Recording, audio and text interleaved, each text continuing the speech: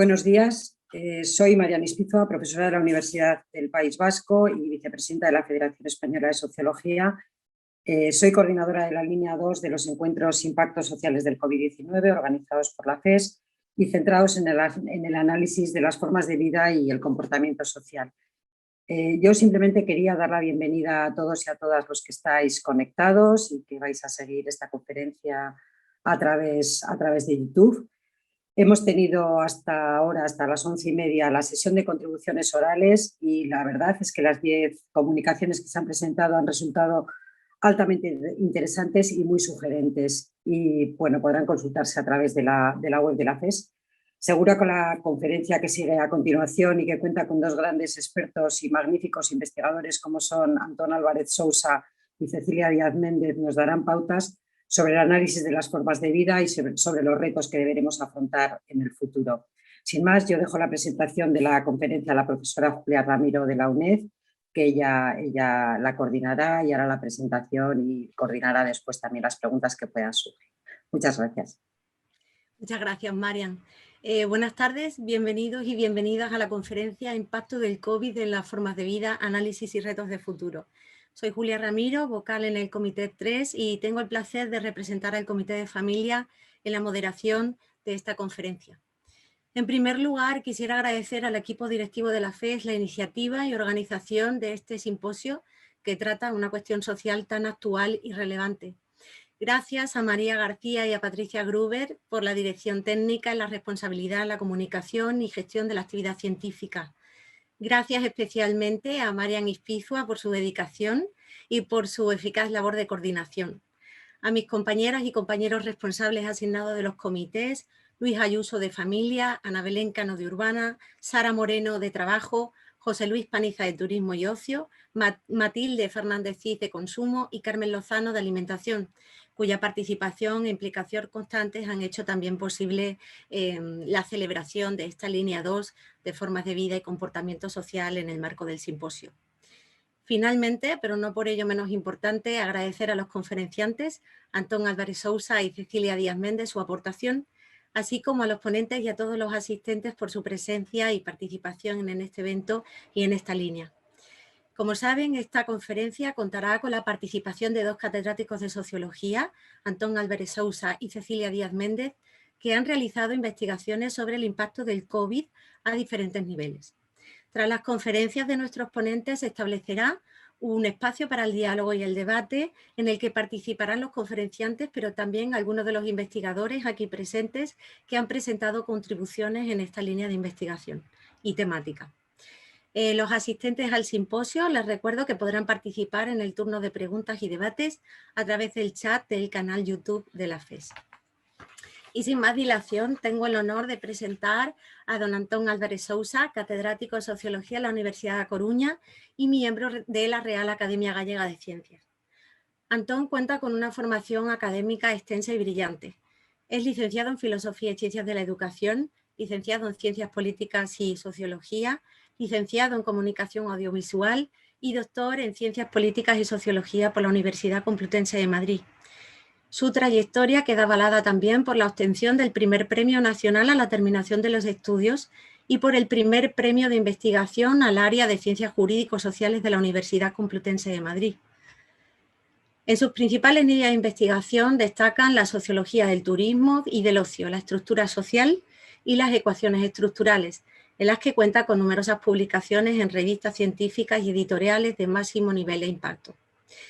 En el ámbito de la internacionalización del conocimiento, tiene experiencia como profesor e investigador en distintas universidades de destacado prestigio de Europa, América y Asia. Imparte docencia en materias de planificación y gestión turística, desarrollo local, sociología del consumo y métodos y técnicas de investigación social.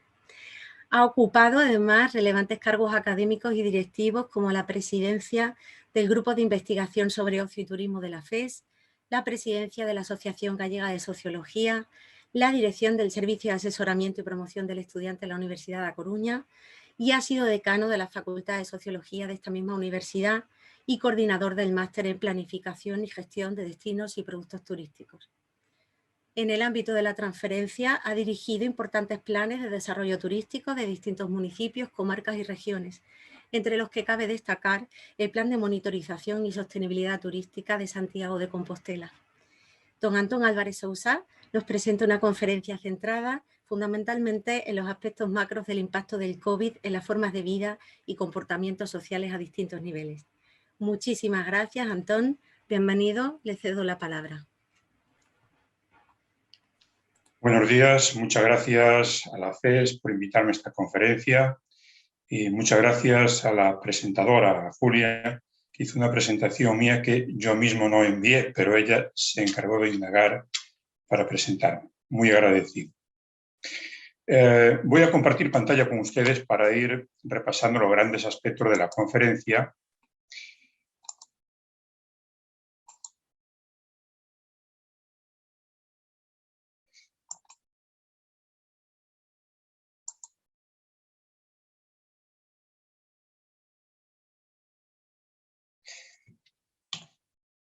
Bien, el tema mío versará sobre el impacto del COVID-19 en la vida de las personas y, en concreto, en aquellos aspectos que están relacionados con la vida de las personas, que son los que empujan a las personas a tener una determinada calidad de vida u otra calidad de vida.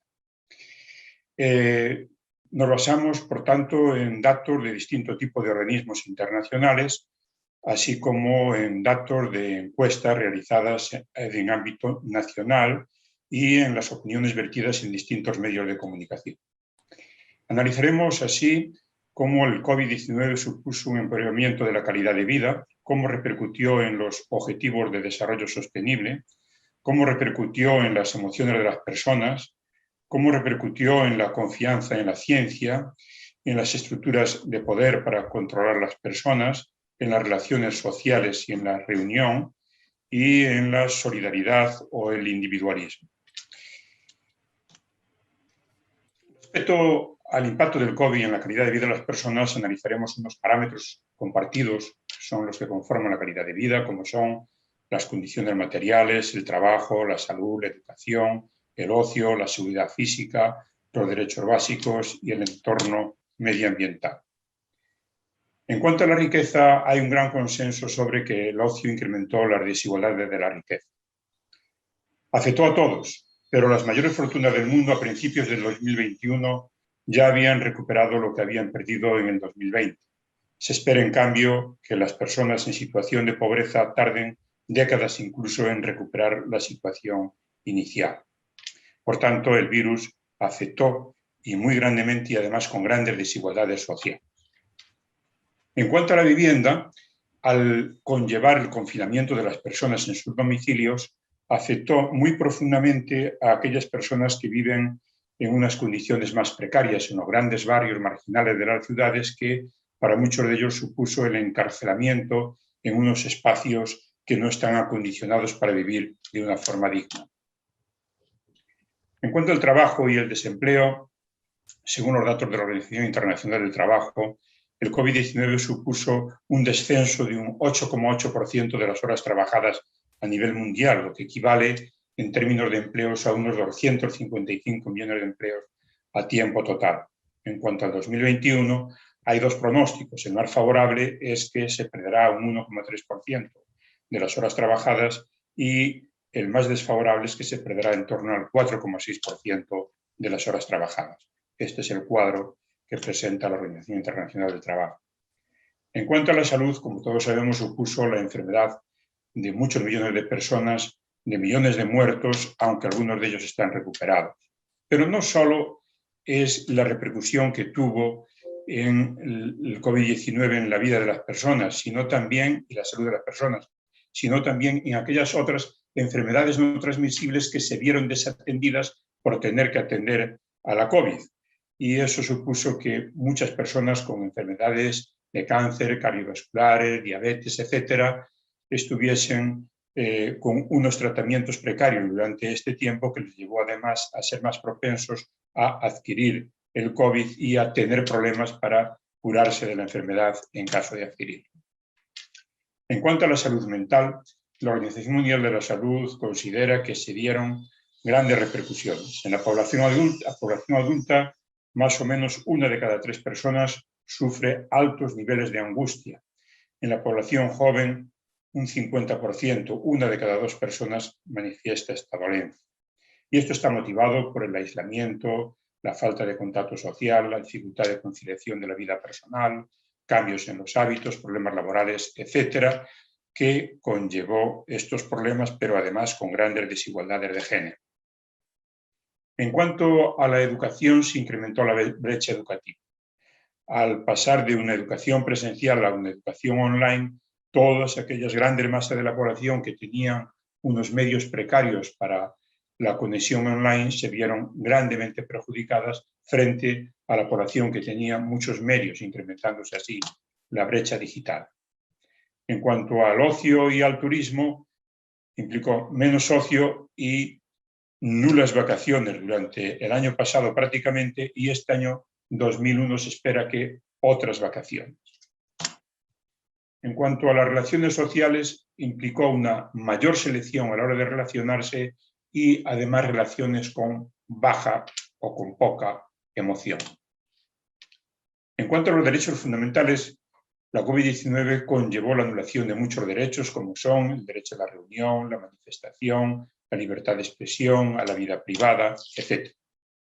En cuanto al medio ambiente, ahí sí que puede considerarse positivo desde algún aspecto, que fue la reducción de emisiones de CO2 en un 17% a nivel mundial, y esto se espera, hay dos posturas. Por una parte, los que esperan que se mantenga una cierta reducción porque se van a mantener ciertos cambios en los hábitos de comportamiento individual y de las estructuras organizativas, y aquellos que creen que puede haber un efecto rebote porque nada más abrirse las sociedades pueden llevar a un consumo exagerado como reacción a la época que estuvieron sometidos a la reducción de las relaciones sociales, viajes, etcétera, y consumo durante el COVID.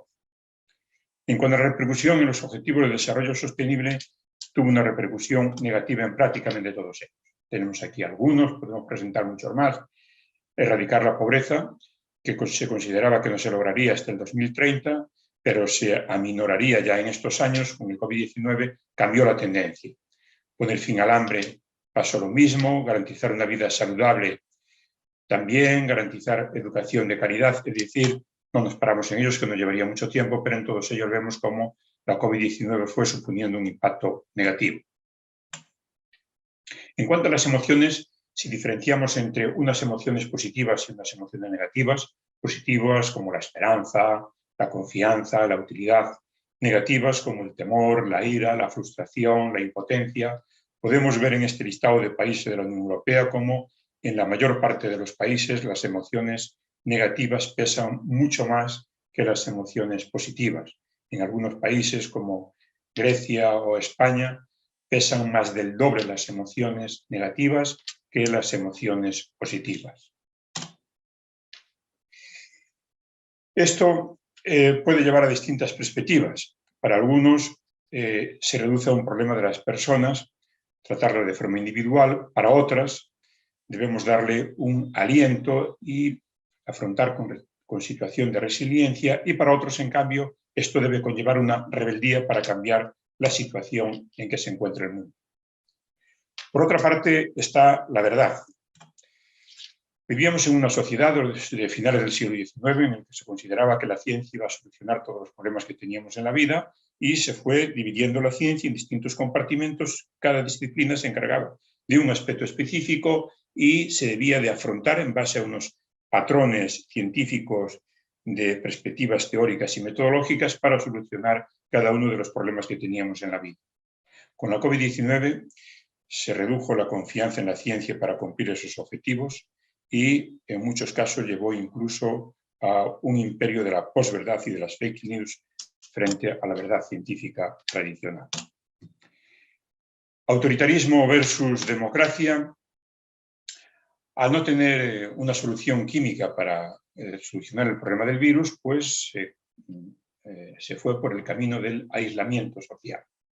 Cierre de escuelas, guarderías, centros de educación en general, restricciones de movimiento a escala nacional, restricciones de cierre de comercios no necesarios, restricciones aéreas, estado de alarma, confinamiento en los domicilios, etcétera, etcétera, que provocó el malestar en grandes masas de la población, considerando que se estaba dando una situación de autoritarismo y de confinamiento donde no solo estaban influyendo los temas, para muchas personas, los temas de salud, sino que se iba más allá por parte de los gobiernos, queriendo reducir la libertad de las personas. Si hacemos un análisis de contenido de los medios de comunicación, podemos ver aquí las consecuencias de este aislamiento en nuestras actitudes sociales, dificultad de lazos comunitarios, desconfianza, cansado de vivir aislados, etcétera, etcétera. En cuanto al desarrollo de las relaciones online, como alternativa a estas relaciones presenciales se propone las relaciones vía online. Los datos de los países de la Unión Europea sobre la utilización de las redes sociales durante el confinamiento los tenemos aquí, vemos que están las distintas redes sociales y cómo fueron utilizadas cada una de ellas de media por los ciudadanos de los distintos países. Individualismo versus solidaridad. Ante esta situación que estamos viviendo se produjo una situación de solidaridad por parte de personas, por parte de organizaciones no gubernamentales, por parte de organizaciones estatales, empresas, etcétera, etcétera. En este cuadro podemos ver la relación de ciudadanos de la Unión Europea que dio ayuda a otras personas y la relación de ciudadanos de la Unión Europea que recibió ayuda. Que dio ayuda a otras personas, tenemos un 39,9, un 40% de la población, y que recibieron ayuda un 26% de la población. Organizaciones que dieron ayuda a la población, tenemos por ejemplo la Iglesia Católica que dio ayuda de distinto tipo, en material sanitario, en hogares de acogida, en comida, en apoyo emocional, etcétera. Por ver uno de ellos, por ejemplo, en material sanitario, qué tipo de ayuda dieron, vemos ahí las organizaciones que la dieron y qué ayudas dieron en concreto de distinto tipo. En cuanto a las empresas, también se caminó hacia una cierta solidaridad a través de la responsabilidad social corporativa y podemos ver ahí el tipo de actividades de responsabilidad social corporativa antes y después de la pandemia. Vemos como después de la pandemia se caminó hacia un proceso de solidaridad para con los empleados, para con la seguridad de los clientes, etcétera. Como conclusiones, podemos decir que hay tres grandes posturas ante estas repercusiones que tiene el COVID y las actitudes y actividades que nosotros debemos de llevar a cabo. Una de ellas la podemos resumir en aquellas actitudes y actividades conformistas, otro de ellos en la crítica constructiva y otro de ellos en el conflicto destructivo. En cuanto al parámetro del crecimiento versus desarrollo calidad de vida, la conformista está preocupada fundamentalmente por dos grandes problemas del COVID, por los problemas de crecimiento económico y por los problemas financieros. En cambio, la crítica constructiva se preocupa por los problemas de desarrollo y la calidad de vida de la población, y los problemas financieros preocupan en cuanto que van a repercutir negativamente en esa calidad de vida de la población. Para lo del conflicto destructivo, creen que la crisis sanitaria, al igual que la económica, son una manifestación más del sistema capitalista que está abocado a la autodestrucción, y esta es la manifestación pública más importante que tenemos en el siglo XXI. En cuanto al parámetro de emociones positivas y negativas, para los conformistas, si la economía lo permite, la solución que dan es contratar a más sanitarios para tratar la salud mental de la población, para que se adapten al sistema con las deficiencias que pueda tener. Para los partidarios de la crítica constructiva, además de dar apoyo material, se debe de afrontar esta situación para crear en las personas una resiliencia que sepa afrontar estas crisis que puedan venir en el futuro. En cambio, para lo del conflicto destructivo, se trata, mediante las emociones, de rebelarse contra un sistema injusto. Frente a la cura y la resiliencia que proponen las otras dos perspectivas, proponen un espíritu revolucionario que saca fuerza de la adversidad para luchar y cambiar el sistema.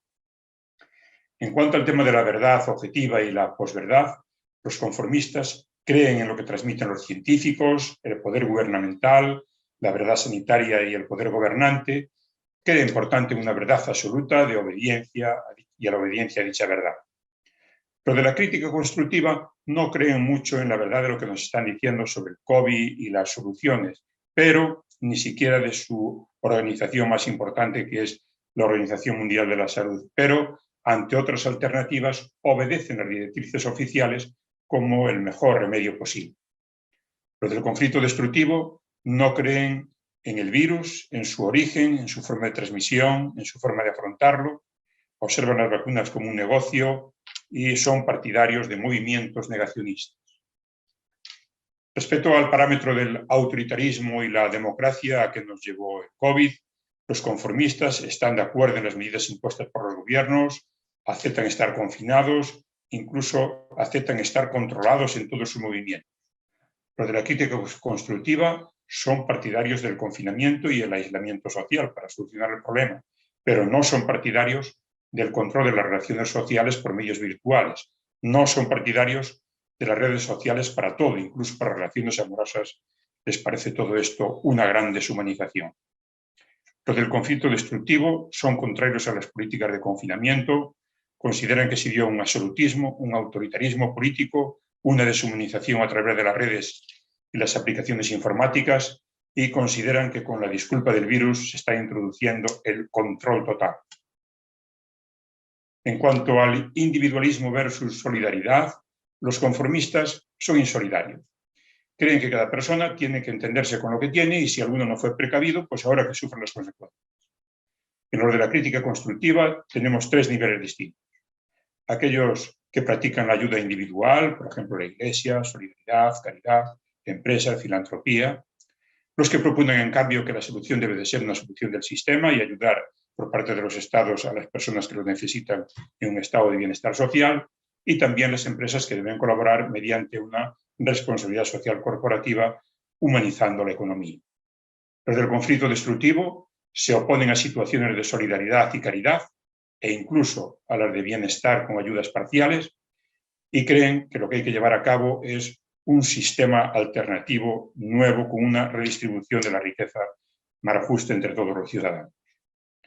En cuanto al último parámetro que denominamos imperialismo unilateral versus geopolítica mundial, los conformistas son partidarios de una legitimación de los grandes centros de poder que dominan el mundo, sumisiones al centro de poder, en el que los ciudadanos de los países de la periferia se han de someter a pruebas de vacunas para aplicar, si funcionan, en primer lugar a los países más ricos.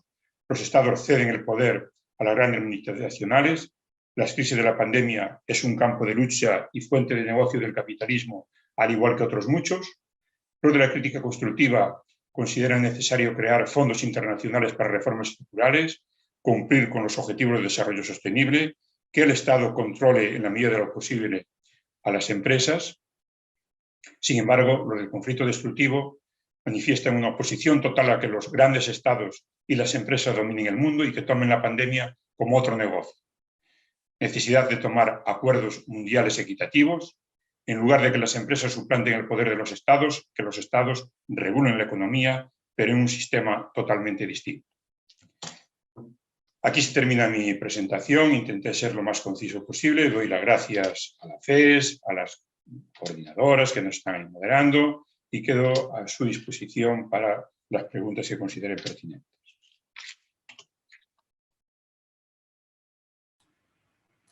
Muchísimas gracias, Antón, por su presentación, una sistematización de las perspectivas brillantes. Ahora le vamos a ceder la palabra a Cecilia Díaz Méndez, que es catedrática de Sociología en la Universidad de Oviedo y directora del Grupo de Investigación en Sociología de la Alimentación, Socialment. Es miembro del Comité de Investigación de Sociología de la Alimentación y de Sociología del Consumo, ambos de la FES. Cecilia cuenta con una dilatada trayectoria investigadora en la que destacan numerosas contribuciones y trabajos de investigación en el ámbito de la sociología de la alimentación, del consumo, de la sociología rural y de género, siendo sus trabajos publicados en diversas revistas científicas y editoriales, también internacionales, de máximo nivel. Entre sus publicaciones más recientes destaca el libro colectivo El malestar con la alimentación, publicado en TREA este mismo año. Dirige y forma parte de proyectos de investigación orientados al análisis de los cambios en los hábitos alimentarios. los determinantes sociales de la alimentación y las consecuencias políticas y sociales de la globalización alimentaria. Su actividad en la internacionalización del conocimiento queda manifiesta en su colaboración con universidades y grupos de investigación internacionales. Imparte clases de sociología del consumo y de la alimentación y cambio social y ha sido profesora visitante en universidades extranjeras de destacado prestigio como la Universidad de Cambridge, como la Universidad de Manchester, la Universidad Estatal de Iowa y la Universidad Estatal de Santa María de Brasil. En el ámbito de la transferencia, sus investigaciones le han llevado a colaborar con importantes empresas e instituciones como Cruz Roja, UNICEF, Fundación Alimerca y con la Agencia Española de Seguridad Alimentaria como vicepresidenta de la sección de consumo. En su conferencia, Cecilia Díaz Méndez abordará el impacto de la pandemia en los hábitos alimentarios de la población. Bienvenida, Cecilia, muchísimas gracias. Tiene la palabra. Muy bien. Muchas gracias, Julia. Muchísimas gracias. Primero agradeceros la organización de este evento. Daros la enhorabuena a la FES por organizarlo, porque yo creo que es una continuidad del debate que se hizo en noviembre sobre los déficits sociales y la pregunta que se hacía Pep Llovera sobre si se puede gestionar una crisis sin sociología y ahí los participantes decían que era necesario hacer este tipo de cosas, así que creo que vamos en la buena dirección como Federación Española de Sociología. Quiero dar las gracias también a mis colegas de Sociología del Consumo y de Sociología de la Alimentación porque me han seleccionado para participar aquí y es un privilegio realmente poder representarles y presentar las cosas que estamos haciendo en Sociología de la Alimentación. Bueno, es inevitable hablar de alimentación y COVID, porque, aunque solo sea por dos cosas, porque en principio durante el confinamiento hemos estado aislados y casi no podíamos hacer nada más que salir a comprar, pero además se han cerrado los restaurantes hasta hace muy poco, con lo cual todo lo que ha tenido que ver con la alimentación ha tenido una transformación inevitable, y los que estudiamos esto evidentemente tenemos que hacernos preguntas acerca de qué ha pasado, cómo se han producido los cambios, ¿no? O qué cambios se han producido. Yo quiero responder a algunas de las preguntas que nos hemos hecho. ¿Cómo afectan los cambios bruscos a la alimentación? Si se altera la dieta, quién come peor o si se come peor o si se come mejor durante las crisis. Y quiero hacerlo utilizando el análisis del seguimiento de la dieta saludable comparando dos crisis, la crisis económica de la década pasada a través de la Encuesta Nacional de Salud del 2008-2011 y también la crisis sanitaria a partir de la Encuesta Europea de Salud que salió en el año 2000 y que presenta unos datos muy básicos pero interesantes hablando del antes y durante, ¿no? Lo separa en el momento en que tuvieron que parar el campo porque la gente estaba confinada. Me pregunto, no voy a ofrecer muchos datos, me pregunto cómo afecta la crisis a la alimentación en los grupos más desfavorecidos y si son los mismos grupos de riesgo los que nos encontramos en una crisis y en otra, pero me interesa más que ofrecer meros datos, plantearos 4 cosas sobre las que yo he ido reflexionando que están basadas en estos datos, pero también en investigaciones pasadas que llevamos tiempo desarrollando. Así que con esta información voy a trabajar y terminar con una pregunta acerca del futuro. La verdad es que no tengo bola mágica, los sociólogos no la tenemos, no se deja la realidad social, ¿no? Pero bueno, de acuerdo con lo que nosotros hemos visto y con esos datos que tenemos entre las manos ahora mismo, preguntarse cómo va a ser el futuro después de la pandemia. Para empezar, tengo que explicaros que trabajamos con una idea de recomendaciones alimentarias específica que está sacada de la descripción que se hace de la frecuencia de consumo de determinados alimentos de la dieta mediterránea, que es de la Sociedad Española de Nutrición Comunitaria. Lo bueno de esta definición, para hacer uso de ella, es que utiliza la frecuencia de consumo, que es lo mismo que se pregunta en la Encuesta Nacional de Salud. ¿Qué consideran los expertos que es una dieta saludable? Bueno, pues comer a diario fruta, verdura y hortaliza, comer 3 o más veces por semana pero no a diario carne y pescado, comer legumbres al menos 1 o 2 veces por semana, este constituiría la base de la dieta saludable. Hay que decir que hay un elevado porcentaje de españoles que no sigue las recomendaciones en cada uno de estos parámetros. También la frecuencia de consumo y la dieta saludable se analiza en función del no comer ciertos productos o comer lo menos posible de embutidos y fiambres, comer lo menos posible de dulces, de refrescos con azúcar y de comida rápida. Que esto en las encuestas se mide por nunca o casi nunca, comer nunca o casi nunca. Y esto, de nuevo, hay un elevado porcentaje de españoles que no sigue las recomendaciones. Bueno, basándonos en esta descripción, que por supuesto puede ser cuestionable, pero es muy operativa, puesto que la encuesta mide de esta manera la dieta saludable, yo lo que os ofrezco es una visión de cómo ha habido un seguimiento de las recomendaciones durante las crisis económicas y cómo ha habido o no ha habido un seguimiento de las recomendaciones alimentarias durante la pandemia. Estos son los datos de la crisis económica. Marco unas pequeñitas cosas simplemente para que os deis cuenta de cómo ha sido la situación del seguimiento de las recomendaciones en la crisis. Lo que se ve es que ha aumentado el seguimiento en el consumo de verduras, es decir, en la crisis económica se ha consumido más verduras y eso ha ido a favor de la alimentación saludable, se ha comido más legumbres y ha ido a favor de la alimentación saludable y se ha comido menos carne, aumentando así el seguimiento de la recomendación que nos dice que debemos comer menos carne. Ha ido hacia abajo el consumo de fruta y el consumo de pescado porque se ha comido menos de lo recomendado. En relación con los grupos sociales y el seguimiento de esta dieta saludable, ¿qué se puede decir? Bueno, pues las clases sociales, las medias y medias altas, han mejorado en el seguimiento de la norma. Y las clases bajas han empeorado en algunas cosas y mejorado en otras. Han empeorado en el consumo de fruta y de verdura, que ha ido a menos, y han mejorado en el consumo de carne, que ha ido también a menos.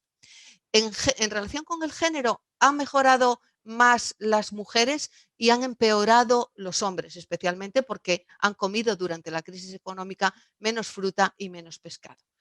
Los jóvenes son los que más han alterado el seguimiento de la dieta, los que han comido peor durante la crisis económica. Pensad que eran los más afectados por el paro. Sin embargo, los mayores son los que tienen un mejor seguimiento de la norma saludable durante la crisis. En relación con el nivel educativo, se ha visto que el medio y alto no cambian significativamente sus comportamientos de consumo y su seguimiento de la dieta saludable y, sin embargo, los de niveles educativos bajos mejoran al reducir el consumo de carne y empeoran al reducir el consumo de pescado. Y en el hábitat lo que se ve es que se empeora en particular por el consumo de pescado. Dicho en un resumen claro, durante la crisis económica mejoran más las mujeres, las personas mayores y las clases sociales medias y altas, y empeoran más los jóvenes. ¿Qué ha pasado durante la pandemia? Volvemos al seguimiento. No hay alteraciones muy grandes en las frutas y verduras, pero se mejora en el consumo, en el seguimiento de la recomendación sobre la carne, es decir, se reduce el consumo de carne. Se mejora en la recomendación con las legumbres, es decir, se aumenta el consumo de legumbres y se aumenta también el consumo de pescado. Es decir, que carne, legumbres y pescado siguen hacia una mejoría de la dieta, pero podríamos resumir diciendo que todos los españoles mejoran en el seguimiento de la dieta saludable durante el tiempo de la pandemia. En relación con las variables sociodemográficas, ¿cómo se ven los grupos? Todos los grupos reducen el consumo de carne y aumentan el consumo de pescado y de legumbres. Ahí es donde está claramente la mejoría. Empeoran los jóvenes, igual que durante la crisis, al aumentar el consumo de algunos productos menos saludables. Y mejoran más en el seguimiento las mujeres y mejoran más en el seguimiento las personas mayores de 65 años. Podríamos decir que durante la pandemia mejoran más las mujeres y los mayores y de nuevo empeoran más los jóvenes. Y se podría resumir de una manera, mejoran más los que ya estaban bien. Esa así es, podría ser la etiqueta que podríamos asociar a la pandemia. Bueno, como os decía, no quiero dar más que estos datos, pero sí quiero detenerme en las reflexiones a lo que nos llevan. La primera de todas es que no hay un modelo alimentario nuevo en tiempos de crisis, ni en tiempos de crisis económica, ni en tiempo de pandemia. Se parte de un patrón de consumo en el que no es del todo saludable, eso hay que tenerlo en cuenta, pero la mejoría lo que hace es no modificar el patrón de dieta mediterránea que sustenta, que es la estructura básica de la dieta saludable. Y también es verdad que los cambios orientan hacia a la población, a la dieta, es decir, que los cambios tanto en la crisis económica como en la otra tienden a esa idea de dieta saludable, lo que nos hace pensar que estamos ante un modelo reconocible y extendido, es decir, se conoce, se comparte, se sigue, que es la norma de consumo, en una palabra. Me llama la atención en este sentido que si efectivamente se conoce la norma, las instituciones sigan insistiendo en la necesidad de informar a la población sobre la composición de la dieta como una de las pautas para mejorar la alimentación. Con los datos que nosotros tenemos, no parece necesario decirle a la gente lo que es comer bien, al menos en términos de cómo se compone la dieta, porque la gente lo sabe y además en momentos de crisis lo sigue o lo sigue más. La siguiente de las reflexiones tiene que ver con la situación económica que no parece clarificar las diferencias en la dieta saludable. Hay que decir aquí, en primer lugar, que las encuestas de salud que hemos utilizado no captan la precariedad alimentaria, es decir, no están midiendo las personas que tienen una situación extrema de carencia alimentaria. Esas colas del hambre llamadas no están aquí, no aparecen aquí. Y no aparecen aquí, pero curiosamente tampoco aparecen en las encuestas de pobreza. En la encuesta de condiciones de vida solamente hay un ítem referido a la alimentación, que dice algo así como comer carne, pollo, pescado 3 veces por semana o su símil vegetariano. Es decir, ahora mismo con las encuestas que tenemos no es fácil determinar si hay gente en una situación de precariedad alimentaria extrema. Lo que nosotros podemos ver es que en esta generalidad de comportamientos relacionados con el seguimiento de la dieta, no nos hemos encontrado con una dieta de ricos y una dieta de pobres, como decía Isabel González Turmo en los años 80, hablando de Andalucía. Realmente no hemos encontrado esas diferencias de manera significativa. Podríamos decir casi que la dieta mediterránea no es cara, que no discrimina la cuestión relacionada, que los ingresos no discriminan a la hora de hacer una selección de los alimentos. Ojo, esto no quiere decir que no se dé. Evidentemente las colas del hambre las hemos visto en todas partes, en la televisión, y no quiere decir que la renta no esté discriminando, sino que aquí no se observa. Pero en los estudios que tenemos sí hemos visto en la época de la crisis una transformación de los hábitos que va más en la línea de modificar el lugar de compra. Por ejemplo, en la crisis económica la gente ha ido a establecimientos más baratos y dentro de esos establecimientos a marcas blancas. Durante la COVID, durante la pandemia, se ha cambiado el lugar de consumo potenciando, como seguramente habéis oído, el comercio de proximidad. Es decir, que sí hay cambios durante la crisis, pero parece que esos cambios tienen más que ver con la compra que con el consumo. Con lo cual, igual el tema económico tendríamos que planteárnoslo en otra dirección. Esto también sugiere una cuestión y es hacia dónde se cambia cuando se cambia. ¿A quién se imita para cambiar? Normalmente en sociología del consumo pues trabajamos con esta lógica del origen social del consumo, del origen social del gusto de Bourdieu, de los comportamientos de consumo de clase, pero cabe preguntarse qué distingue hoy socialmente. ¿A quién imitan las clases bajas cuando mejoran su situación? Es decir, ¿por dónde se produce el cambio? He escuchado hace poco una conferencia de Patricia Aguirre hablando de Argentina y se veía claramente que se seguía manteniendo esta lógica de la imitación del consumo de las clases más altas y se veía una clara orientación, cambio en el consumo de la carne cuando mejoraba la situación de los hogares. Si la situación mejoraba, se iban hacia otras piezas de carne, decía la profesora Aguirre. Bueno, nosotros aquí no vemos, la norma de consumo es la norma de consumo saludable. En estos momentos la carne no discrimina y en la época de crisis sí que se ha bajado el consumo de carne, no solamente se ha cambiado de tipo de carne, se ha bajado el consumo de carne y en la época de la pandemia se ha bajado el consumo de carne, en ambos casos yendo hacia la dieta saludable. Con lo cual, bueno, hay que hacerse preguntas sobre este asunto.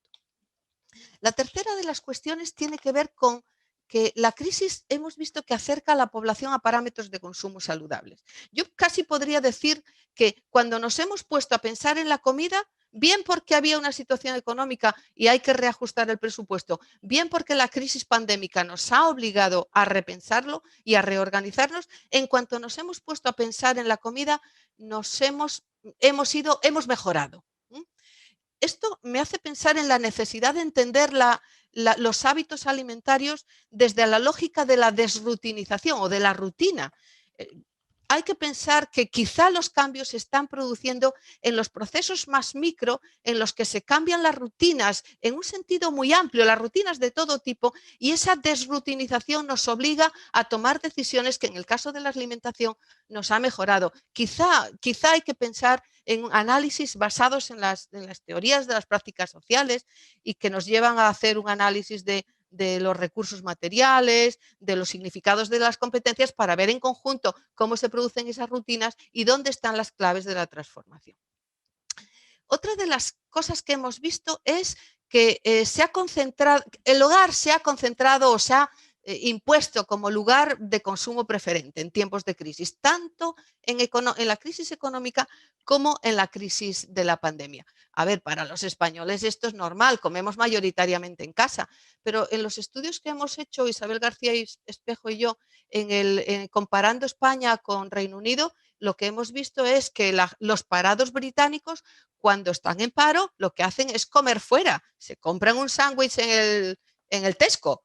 Sin embargo, los parados españoles lo que hacen es ir a comer a casa. El comer en el hogar es una forma de ahorro. Y eso también nos asocia lo asocia a la convivencialidad, que es un aspecto clave de la comida española. Hemos comido en familia durante la crisis, hemos comido en familia o en el hogar en la crisis sanitaria. Con lo cual hay que pensar que comer juntos nos ha hecho bien. Es una de las claves de la mejoría que hemos visto en los dos casos, ¿no? Comer juntos nos ha hecho comer más saludable. Y otra de las cosas que se me ocurren con los resultados que tenemos es que hemos visto una cosa que suele ser un poco confusa, ¿no? Tradicionalmente, cuando se ve el aumento de un determinado tipo de consumo, se ve que el nivel educativo afecta mucho al consumo de ciertos productos saludables, y cuando hemos visto en su conjunto la orientación hacia la dieta saludable, lo que se ha visto es que la gente que come mejor no es la gente que tiene un nivel educativo más alto, sino la gente que tiene una cultura alimentaria más sólida. Es decir, han comido mejor y han mejorado más los mayores, han comido peor y han empeorado más los jóvenes. Con lo cual, tenemos una contradicción ahí entre lo que miden las encuestas sobre el nivel educativo, que es la formación formalizada, reglada, y eso de cultura alimentaria que no parece que se esté midiendo en las encuestas, y sin embargo sale cuando se hace un análisis del seguimiento. Esto también me lleva a pensar si deberíamos pensar que a lo mejor los jóvenes que han comido peor y que han ido a peor durante las crisis no estarán trabajando con unos valores, con un modelo de consumo diferente de la gente mayor, y a lo mejor hay que pensar en estos modelos de consumo emocionales que plantean Bauman o que plantea Lipovetsky como una orientación hacia una nueva moral de consumo. Yo creo que detrás de eso puede haber algo entre la contradicción entre la comensalidad y la individualización. Es probable que los jóvenes tengan una idea de comida más saludable como estrategia más individual o como pauta de comportamiento más individual, que no tenga nada que ver con el modelo de alimentación saludable que tienen las personas mayores y que implica comer en familia, etc. Y la cuarta y última cuestión para comentar es sobre los grupos de riesgo y las desigualdades alimentarias. Hay brechas, ¿no? Aunque aquí no se observen cosas, de las que se observan también podemos decir que hay desigualdades alimentarias. La primera es de género, ¿no? Han mejorado más las mujeres que cuidan y que se cuidan. Y esto ha visibiliza la desigualdad doméstica, visibiliza el rol de cuidadoras y refuerza la responsabilidad femenina en la reorganización de la alimentación. Es decir, hemos mejorado nuestra comida gracias a las mujeres. Una vez más, la presencia de las mujeres en esta vida cotidiana nos está indicando que quizá estamos haciendo poco caso a la desigualdad doméstica y dando poco valor al papel que tienen las mujeres para que las cosas salgan bien. En este caso, han tenido un papel relevante. La otra es la brecha de edad, que os lo mencionaba ahora mismo, con esta duda entre si los que mejoran son los que tienen más cultura alimentaria y que empeoran los de niveles educativos altos. Obviamente, algo hay ahí relacionado con los conocimientos culinarios de los jóvenes y de los mayores, con el grado de conocimiento y de habilidades que se tienen a la hora de tomar decisiones para componer una alimentación saludable, que creo que aumenta la brecha entre jóvenes y mayores. Y la brecha de la soledad, que no es parece el título de la canción de la Bandini, pues hace referencia a la clave de la convivencialidad, a la importancia de la convivencialidad. ¿Cómo comen quienes no comparten la comida? Y en ese grupo de soledad ya sabéis que es mayoritariamente de gente mayor, pero los mayores no han comido mal. Y hay un grupo de gente sola que ha teletrabajado y ha vivido sola. Entonces, creo que habría que plantearse a ver qué pasa con esto de los que no comen, no tienen con quién compartir la comida. Y, en último lugar, y para terminar, hablar del futuro. ¿Qué creo yo que va a pasar de acuerdo con los datos que tenemos? Lo primero que creo que va a pasar, creo que vamos a vegetalizar la dieta. Eso no quiere decir que nos convirtamos en vegetarianos, ni mucho menos en veganos.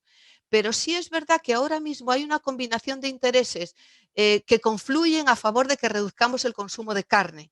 Y probablemente se aumente el consumo de pescado, se aumente el consumo de legumbres y se aumente el consumo de frutas y verduras. Porque la gente tiene una idea de lo que es la alimentación saludable ajustada a esos parámetros y las instituciones están orientando sus recomendaciones precisamente hacia esto. Más aún si tenemos en cuenta que es probable que la sostenibilidad sea un valor que incorporemos en nuestras decisiones y que ya no se trate solo de hablar de dieta saludable, sino de dieta sostenible. Creo que la vegetalización, por llamarles, me he inventado la palabra, pero puede ser una de las tendencias. La otra de las tendencias es en qué medida vamos a mantener este interés que hemos mostrado, este pensar en la comida, este organizar la comida que nos ha hecho tan bien. Vamos a mantenerlo cuando pase la crisis, cuando volvamos a las rutinas laborales que nos presionan para mantener un ritmo de trabajo más centrado en el trabajo y no en el hogar. Seremos capaces de seguir manteniendo esto del comercio local, la presencia de productos frescos en la dieta, eso que constituye la base de la alimentación saludable. Bueno, el tema de la comodidad estaba antes de la crisis. Nos importa mucho la comodidad a la hora de cocinar, que los productos tengan un cierto procesamiento, un tratamiento, aunque sea leve, para poder utilizarlos con rapidez. ¿Quién va a comer mejor en estas circunstancias?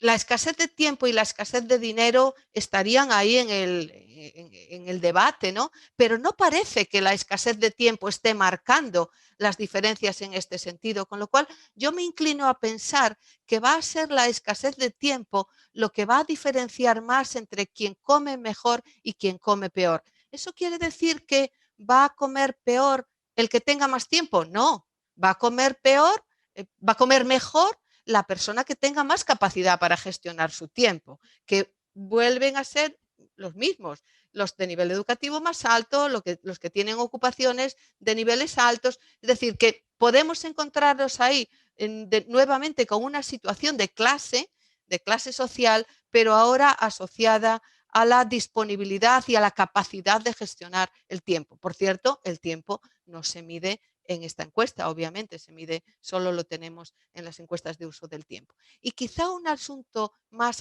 aquí respecto a quién comerá mejor, tiene que ver con el establecimiento de prioridades. ¿En qué medida esos jóvenes que parece que han ido peor en las dos crisis van a tener entre sus prioridades mantener una alimentación saludable?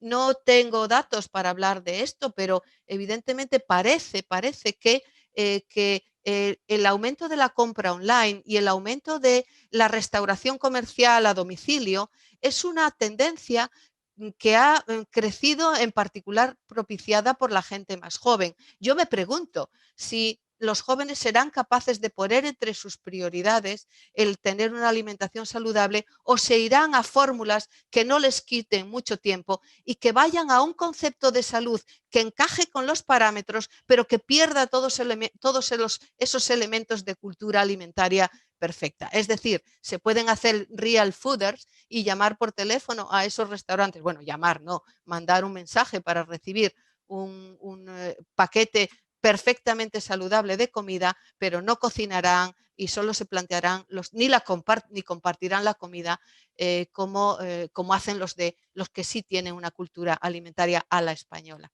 Y por último, la comensalidad. ¿Seguiremos? Bueno, hay que decir que la comensalidad intrahogar pues es como es. Ya no era perfecta antes de la crisis. Comíamos delante del televisor, comíamos con horas diferentes porque los trabajos no permiten coincidir. No era magnífica. No sé si esto va a continuar en un deterioro hacia la no comensalidad o hacia el no compartir la comida en el hogar. No sé cuánta reflexión supondrá para nosotros la importancia que ha tenido la comida doméstica compartida dentro del hogar. Se ha enseñado a los niños, dicen los estudios, que se ha cocinado con los niños, que los hombres han participado más en la cocina. Bueno, puede que haya un repunte, no lo sé. Pero lo que sí creo es que no se va a perder la comensalidad extradoméstica, porque la apertura de los restaurantes, que era una demanda de la gente para volver a la normalidad, no supone irse a un restaurante a comer cualquier cosa, supone irse a un restaurante a comer con los amigos cualquier cosa. Es decir, que la comensalidad extradoméstica, que está muy asociada a la restauración, a las partes de ocio y placer que tiene la restauración comercial en España, creo que se van a mantener porque la hemos necesitado mucho. Hemos necesitado mucho salir de sidras o salir de cañas con los amigos y compartir un plato de comida. Y ahí me parece que eso puede preservarse. Y esto es todo. Muchísimas gracias y nada, espero vuestros comentarios. Muchísimas gracias. Un estudio, la verdad, que es muy interesante y verdaderamente sí que deja sobre la mesa preguntas sobre las que reflexionar, muy importantes que, por otra parte, conectan con otros objetos de estudios de otros grupos de investigación de sociología. Así que espero que se animen a participar. Pero antes de ello, que ya iniciamos esa fase de diálogo y de debate, sí que quisiera dar la palabra y favorecer la intervención de Margarita Baraño Cid de la Universidad Complutense de Madrid y de Diego Becerril de la Universidad de Granada, quienes nos van a presentar brevemente sus estudios y, bueno, deseaban plantearles alguna pregunta o consideración. Margarita. Muy bien, pues muchas gracias. Quería comenzar agradeciendo esta posibilidad de plantear preguntas a la FES y a este estupendo simposio. También agradecer las estimulantes presentaciones, muchas gracias. Y bueno, plantear efectivamente unas preguntas desde nuestra investigación, que básicamente la hacemos en el ámbito de dos proyectos, Comures y GenderRap, con comparaciones internacionales, con ciudades iberoamericanas, y que nos interesa o se interroga por la cuestión de los anclajes espaciales, de los arraigos. Es decir, de toda esta cuestión que las dos ponentes han tratado de algún modo, el profesor Antón Álvarez Sousa sobre la cuestión de, reflexionando sobre la cuestión del individualismo, la individualización y la solidaridad, y refiriéndose a cómo esa solidaridad habría aumentado en este contexto de crisis, o la profesora Cecilia Díaz Méndez, cómo nos ha relatado esta importancia importancia creciente del comercio de proximidad, del hogar, que el interrogante es qué pasará en el futuro como lugar preferente del consumo, esa importancia de la comensalidad, decía, y de la convivencialidad. Bueno, pues nosotros precisamente en esta misma línea nos ha interesado quizá poner de manifiesto, incluso tal vez poner incluso en valor, diría yo, esa importancia de los arraigos y de los anclajes espaciales en contextos como los de la Europa del Sur y ciudades iberoamericanas, donde estas redes sociales, estas redes familiares, estas redes comunitarias son tan importantes para la sostenibilidad de la vida, para las cadenas de cuidados, sean estas globales o locales. Y surge ahí la pregunta de todos estos meses acerca de qué habría pasado con esos espacios de proximidad que en nuestra investigación nos aparecía y lo recogíamos en nuestra comunicación, como por ejemplo una reciente encuesta de la empresa municipal de la vivienda del Suelo del Madrid, aparecía que el 72% de los hogares dice vivir en el mismo distrito o en un distrito adyacente, próximo, muy próximo a aquel en que vivía. Entonces, ¿qué habría pasado con todos esos espacios de proximidad?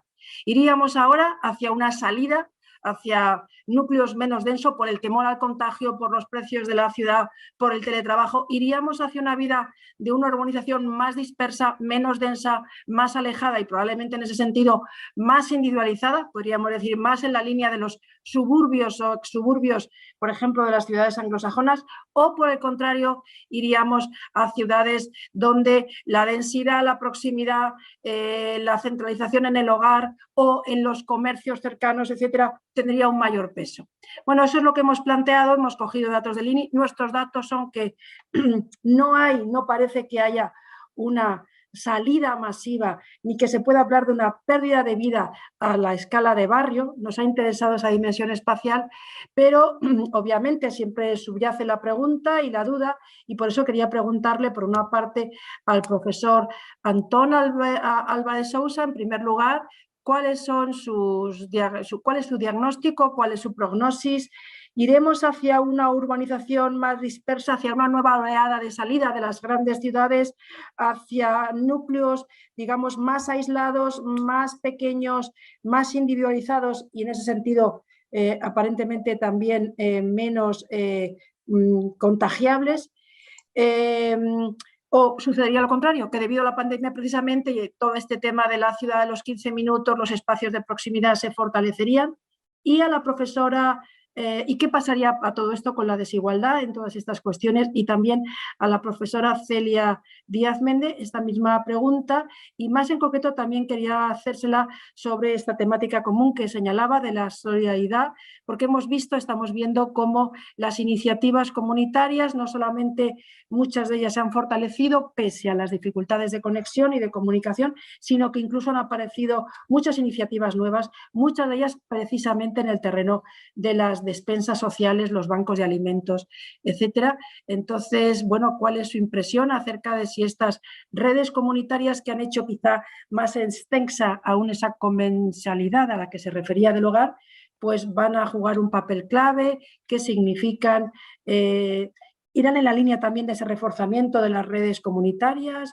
¿O cómo podríamos entender los procesos? Y acabo mis palabras pues dando las gracias a la FES, las gracias a esta línea de especialización que hoy tiene su simposio y bueno, pues esperando las respuestas. Muchas gracias. Muchas gracias. Sí, si quiere comenzar, Antón. Sí, puedo decir algo. Respecto a los factores que llevan a las personas a cambiar su vida en una ciudad para ir a una zona menos poblada, evidentemente que se vieron favorecidos por la pandemia, porque se desarrolló todo un proceso online para la enseñanza, para el trabajo, etcétera, que va a facilitar que muchas personas que antes tenían que estar viviendo en un enclave concreto de la ciudad, ahora puedan salirse de ese enclave concreto. Pero sobre si esto va a suponer un cambio drástico en lo que es el proceso de urbanización, yo creo que no, que las ciudades van a seguir creciendo, aunque haya unos grupos específicos con unas connotaciones específicas que salgan de la ciudad. Siempre serán menos que los que entran en la ciudad, si bien es cierto que ese grupo es un grupo con unas connotaciones importantes y hay que tenerlo en cuenta. Respecto a la relación social de barrio, que era un poco la otra pregunta, ¿dónde vamos a relacionarnos? Es evidente que hubo una mayor relación de barrio durante la pandemia, entre otras cosas, porque es que muchas veces estaba confinado casi en barrio.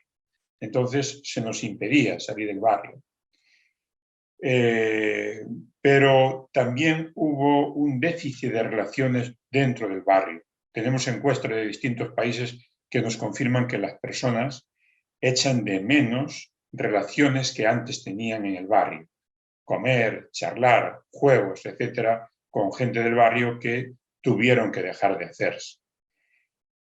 Por tanto, influyó la pandemia en este factor y en el futuro, cuando se abra, la gente volverá a otro tipo de relaciones. Respecto a otras relaciones sociales, la población sigue echando de menos relaciones que antes tenía y que se vieron trucadas durante la pandemia. Relaciones con amigos, relaciones familiares, relaciones amorosas, etcétera, que fueron impedidas durante la pandemia y que ahora se espera que vuelvan a florecer. Y lo estamos viendo estos días, cuando se abre, como la población va masivamente a tener esas relaciones. Yo no sé si había alguna otra pregunta, si eso estoy aquí para contestarla. Gracias.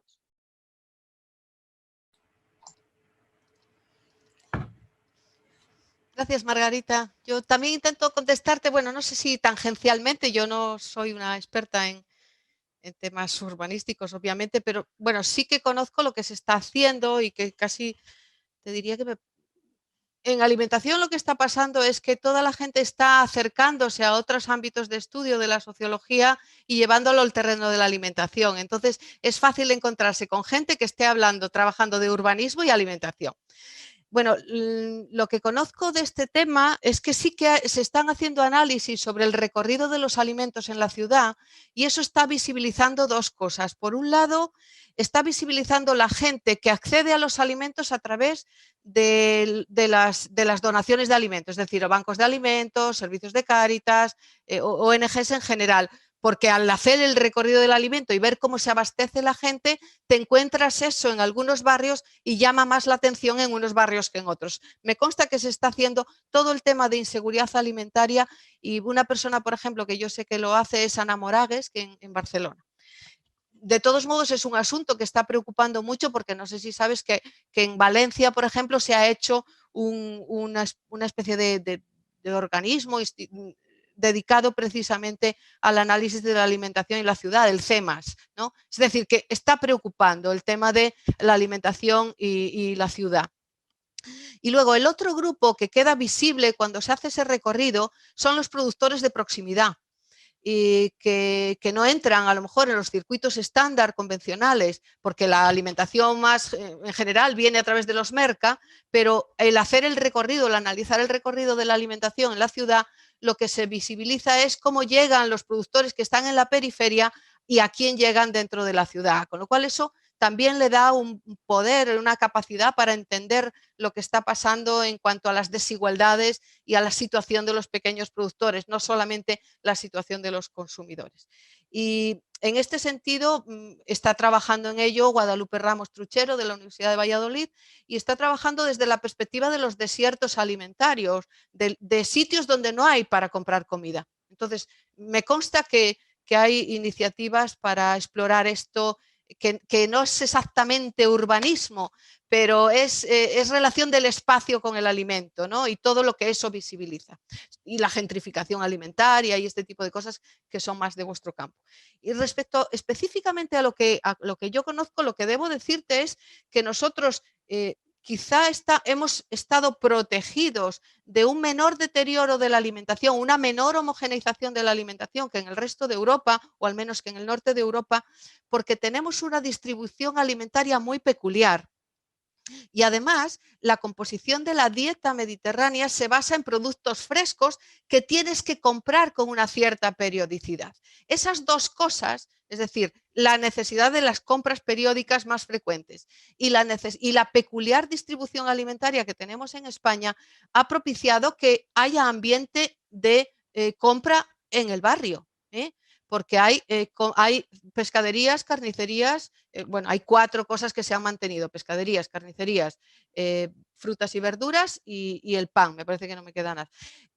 No obstante, sí hay que decir que en un principio estas tiendas pequeñas resistieron fuertemente, quedando como lugar prioritario de compra en detrimento de las grandes superficies de las periferias urbanas, pero la distribución intermedia ha tenido un desarrollo muy fuerte. Los pequeños, medianos supermercados han tenido un desarrollo muy fuerte en este tipo de productos frescos y están impactando muy fuertemente sobre el pequeño negocio de carne, de pescado, de frutas y de pan. Y creo que, bueno, la evolución ahora mismo no está tanto en si desaparecen los pequeños y qué pasa con los grandes, sino si desaparecen los pequeños porque los medianos que son empresas de tamaño pequeño, no son empresas familiares, ¿no? Están mostrando ofreciendo, dando respuesta a esas necesidades de comida en el barrio. Yo creo que merece la pena estudiar el proceso de la distribución alimentaria para entenderlo, ¿vale? Muchísimas gracias, Cecilia. Ahora también tenemos el placer de contar con la participación especial de Diego Becerril, de la Universidad de Granada, quien también nos presentará brevemente sus estudios junto con sus colegas y además les gustaría pues, formularos unas preguntas. Adelante, Diego. Pues de acuerdo, muchísimas gracias. En primer lugar, agradecer a la FE la organización de este evento, que creo además muy adecuado, y por supuesto que me permita participar, aunque sea brevemente, ¿no? El estudio que hemos realizado nosotros, bueno, el que estamos realizando, en realidad está todavía en marcha, trata sobre las parejas en el tiempo de confinamiento, ¿no? Se habló mucho del confinamiento, de lo que pudiera traer como consecuencia la convivencia en 24 horas encerrados en un hogar, pero realmente ahí las parejas estaban en una situación que es histórica. Se comparó mucho con los desastres naturales, porque claro, yo creo que los desastres naturales y esto tenían unos componentes distintos, y el panorama a priori era muy negativo, ¿no? Se activaron muchas alarmas, iba a haber mucha conflictividad, obviamente vendrían muchos divorcios, vendrían muchas denuncias, etc. ¿Qué es lo que realmente ha ocurrido? Bueno, nosotros hemos fijado como 2 cuestiones: una cuestión más subjetiva a través de encuestas, que es lo que opinan las parejas sobre lo que ha pasado en el confinamiento, y una cuestión más objetiva a través de indicadores que creemos que nos pueden dar la pauta de si realmente es cierto o no es cierto lo que las parejas cuentan, ¿no? ¿Qué cuentan las parejas? Pues sorprendentemente, y por ahí irán las preguntas a los 2 expertos anteriores, la mayor parte de las parejas no indica cambios, que sí, en torno al 69, el 71%, depende de la encuesta en España, del sí, de parejas dicen que no han cambiado. Entonces no parece que haya habido un impacto importante, o al menos se ha solucionado. También la hipótesis es que hubiera habido muchos conflictos y se han solucionado bien, ¿no? Pero lo más sorprendente todavía, y eso es lo que habría que dar una explicación, es que si ha habido cambios, es muchísimo más el cambio a mejor que el cambio a peor. Por ejemplo, en el propio junio, todavía estábamos en la etapa dura, digamos, de la pandemia, el 27% de parejas dice que su relación ha ido a mejor y solamente el 4% dice que ha ido a peor. Y estamos en lo más duro. Es decir, es casi 7 veces más las parejas que en el cambio han cambiado a mejor que a peor. No sé si porque, como decía la profesora Cecilia, comemos juntos y eso nos hace ser más sociables, aunque también por esa misma regla de 3 nos podíamos tirar más los platos a la cabeza, ¿no? Porque estamos juntos en el mismo espacio. Se preguntó en octubre, salieron unos datos muy parecidos. Se preguntó luego desde junio a octubre y salieron unos datos más parecidos. Siempre son como 5, 6, 3 veces más las parejas que han mejorado. Entonces, eso me parece curioso, y voy a apuntar sobre una cosa más de la investigación que sale claramente, y es que precisamente las que más mejoran son las que han convivido, lo cual podría ser un factor para pensar que conviviendo se acrecentaran los conflictos, pero no. Las que lo han pasado peor, incluso las que han roto más, han sido las parejas que no convivían. Eso respecto a la parte de encuestas. Bueno, estamos encontrando, en fin, investigando, y porque no hay una encuesta específica sobre esta, y todas las investigaciones de Estados Unidos, de Italia, de Alemania, de Francia, Dinamarca, Polonia, todas están saliendo los mismos resultados. Es decir, mayoritariamente no ha habido grandes cambios en la relación, y si lo ha habido, ha sido en positivo, ¿no? Lo cual La primera pregunta, y aprovechando este bloque, ya empiezo el segundo, sería ¿cómo explicarían ustedes ese cambio, incluso contrario a lo que se pronosticaba, de relaciones positivas o de relaciones normales, incluso de un porcentaje muy alto de mejores relaciones en la pandemia, ¿no?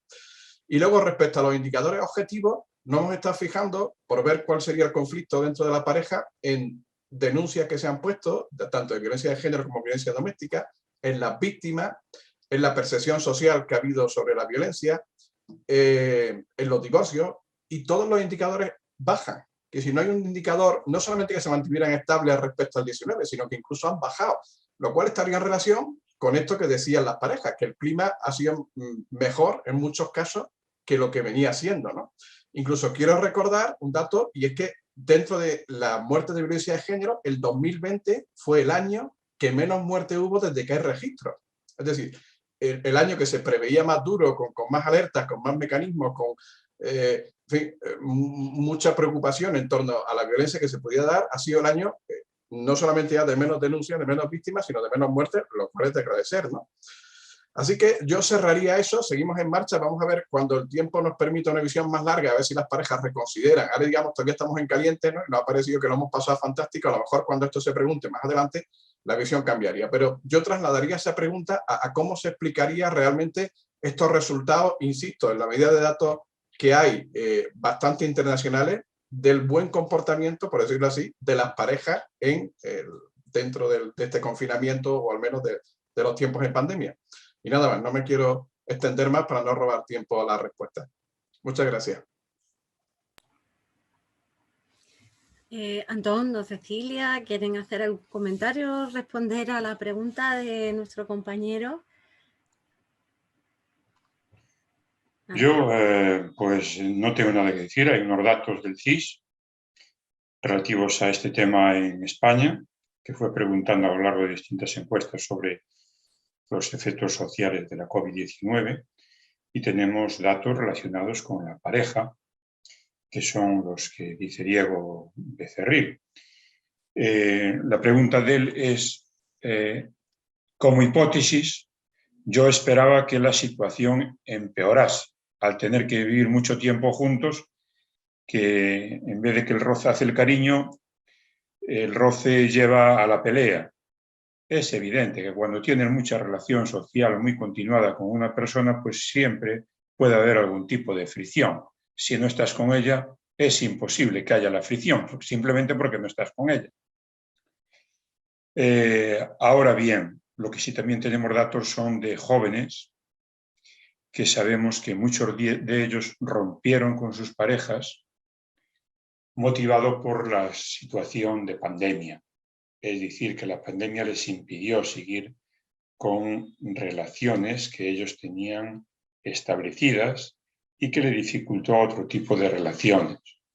Es cierto también que tenemos datos sobre cómo muchos de ellos iniciaron relaciones online, e incluso cómo muchos de ellos tuvieron relaciones online, llegado ya al grado máximo, que pueden ser de datos a lo mejor estadísticamente no muy elevados, pero sí como nuevas formas de comportamiento hacia el futuro pueden tener un valor importante, ser significativos, tener una serie de connotaciones que apuntan a posibles situaciones de futuro.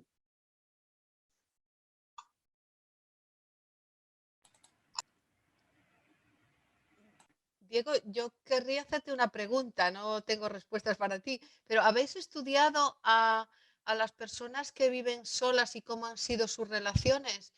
Porque todo apuntaba a que había aumentado el contacto a través de redes sociales, a través del WhatsApp, incluso en gente que no está habituada al uso cotidiano de un dispositivo electrónico o de redes sociales. ¿Sabes algo de eso? ¿Tenéis datos? Bueno, es que es interesante, pero nosotros nos hemos centrado solamente en la pareja y la pareja que convivía. Es decir, bueno, hay parejas también que no conviven, pero generalmente era un poco el conflicto que se producía, aunque como bien señalaba Antón, precisamente las parejas, probablemente de jóvenes que no han convivido, pero también porque fuera por LAT o por algún otro motivo, son las que peor lo han pasado y más han roto. O sea, la convivencia ha sido exactamente el factor que más ha ayudado, digamos, a mejorar aunque, bueno, puedo ampliar un poco, aunque también con mucho conflicto, que es decir, que igual que dicen que han mejorado, también indican un alto porcentaje de conflicto. Probablemente esté más relacionado no con que aparezca conflicto, sino que con la gestión de ese conflicto, que no han sabido gestionar bien, ¿no?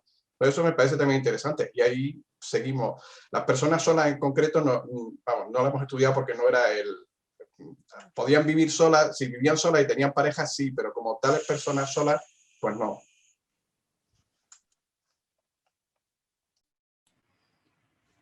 Bueno, Cecilia ha señalado en su intervención también la importancia, ¿no? Y en algún punto, hasta cierto punto fue la centralidad de la alimentación en familia como elemento también de socialización.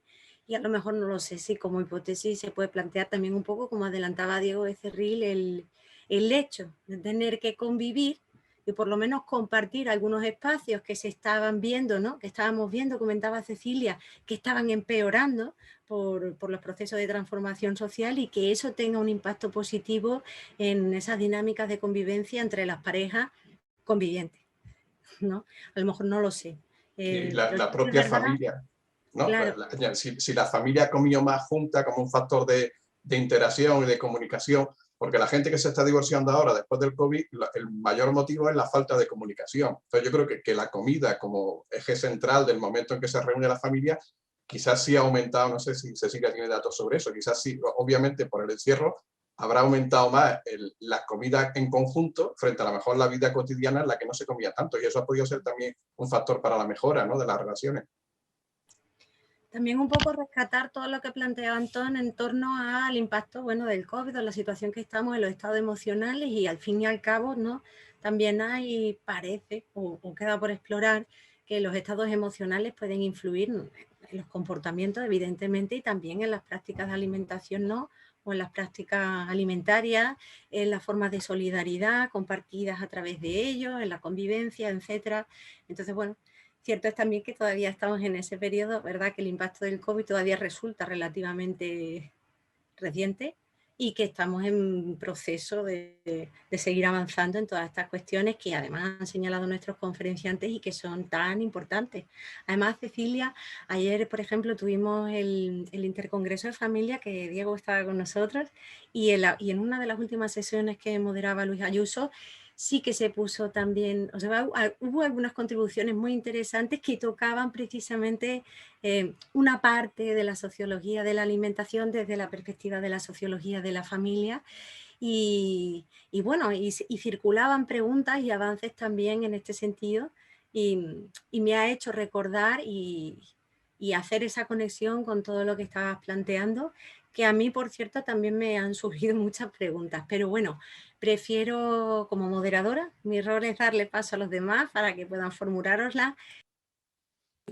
Tenemos en el chat una consideración por aquí, voy actualizando. José Manuel del Barrio Aliste nos decía que los cambios y el uso del consumo y del espacio son evidentes en estas alturas, entiendo.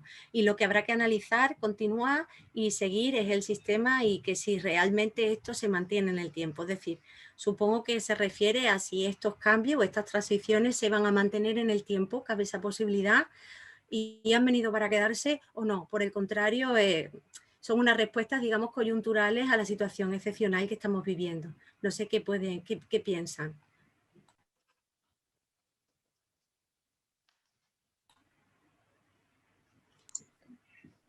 No sé de qué cambios quiero hablar en concreto. Habrá determinado tipo de factores que son coyunturales y otros irán sentando una base en la estructura de la sociedad para mantenerse hacia el futuro, pero no sé cuáles son los parámetros concretos que quiere que hablemos. Yo comentar, bueno, de nuestro, de la alimentación, conectar un poco con lo que menciona Diego, que, bueno, todavía hay pocos datos, ¿no? Y hay muchas cosas sobre los cambios en la alimentación que no se pueden descubrir en una sola encuesta, ¿no? En general hay que mirar varias para saber qué pasa. Y quisiera comentarle a Diego que nosotros no solamente hemos visto o creemos que no se ha dado solamente un cambio en la comensalidad, sino que la gente, además de comer junta, ha cocinado junta. La gente que vive junta, obviamente, porque una de las cosas que se ve en el aumento de consumo que llama la atención durante la pandemia y particularmente durante el confinamiento es el aumento de harinas, azúcares, mantequillas, todas esas cosas que sirven para hacer dulces, ¿no? No hay datos todavía sobre cómo entender eso, pero digo estos tres productos pues para que os resulten una referencia conocida, ¿no? Pero creo que sí ha habido una mayor vinculación familiar en todos los sentidos. Es decir, que la gente no se ha encerrado con su tablet en la habitación, me da la impresión. Al menos los datos sobre alimentación no indican eso. ¿Va a durar? Pues la rutina que tenemos habitualmente nos hace desatender la alimentación. Entonces, no sé, ya veremos. Y en particular nos hace desatender la cocina. Así que no sé. Muchísimas gracias. Marian Ispizua está con nosotros, también desea formular una pregunta. Muchas gracias, Marian. Bueno, muchas gracias a ti, Julia. No, a mí me quedaba la duda en la sesión anterior, en la sesión de las contribuciones orales, se hablaba de la adaptación al aislamiento de una sociedad esencialmente familiarista y se hablaba de que el papel, bueno, de que uno de los papeles fundamentales ha venido jugado por el tipo de familia en el que cada uno vivimos, por el estado de ánimo de las personas y también por el uso que se ha hecho de las TICs por parte de las personas que convivían en la familia. ¿Creen los ponentes que estos factores, el estado de ánimo, la composición familiar y el acceso a las TICs de las personas, son también los que más han incidido tanto en el consumo como en los hábitos alimentarios de la población española?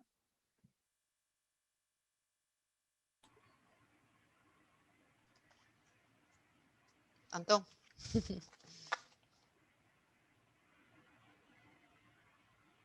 Si quiere comentar. Sí. Empezar, Bueno, Cilia, gracias. vale, empiezo. Lo llevo obviamente a mi terreno porque es donde tengo datos. Opinión sobre lo demás también tengo, pero lo que se ha visto en la alimentación es que ha aumentado la compra online y que ha aumentado la compra de delivery, los restaurantes que sirven a domicilio comida preparada. Yo me pregunto si eso va a durar, ¿no? Si este uso de las TICs se va a mantener en el tiempo. Para empezar, creo que sí ha entrado a este tipo de consumos un sector de población que no estaba habituado a ello. No porque no tuviese habilidades para usar Internet, sino porque era más, prefería la compra directa. Todos los grupos de clases medias y clases de edades de 35 hacia arriba, que sí se manejan en Internet, pero mantienen la compra presencial, han entrado a la compra online. Los supermercados han dado mucha respuesta a esto, ofreciendo precisamente opciones para que esto se facilitase. Así que yo creo que, digamos que se ha roto alguna barrera en alguna gente y que eso significa que al menos entra dentro de lo posible que se siga utilizando. No digo de manera generalizada, porque la alimentación, la gente que, ya sabéis que quien cocina compra, y la gente que cocina quiere tener los productos, tocar los productos, verlos y escogerlos. Pero sí es verdad que se ha roto alguna barrera que había con respecto a la alimentación, que era de los pocos productos que no crecían en el consumo online. Y lo del delivery yo lo asocio a los jóvenes. Yo creo y esto es una hipótesis sin más, creo que los jóvenes están están actuando con un concepto de alimentación saludable que es muy individualista y claramente centrado en parámetros de salud y asociado o desasociado, desanclado de los aspectos sociales. Y eso se ve reforzado con la compra de restauración saludable para llevar a domicilio, se ve reforzado por los influencers alimentarios que tienen mucha presencia, mucho seguimiento por parte de los jóvenes. Fijaros en, pues yo qué sé, en el Carlos Ríos con el tema del real food, que realmente están convirtiéndose en movimientos sociales de la gente joven y creo que hay nuevos valores asociados a la alimentación en la gente joven, que tienen que ver con un proceso de individualización y una concepción de la salud muy asociada al beneficio fisiológico, ¿no? Yo respecto a lo del hogar y la familia, creo que sí, que la COVID supuso un cambio de mentalidad respecto al hogar.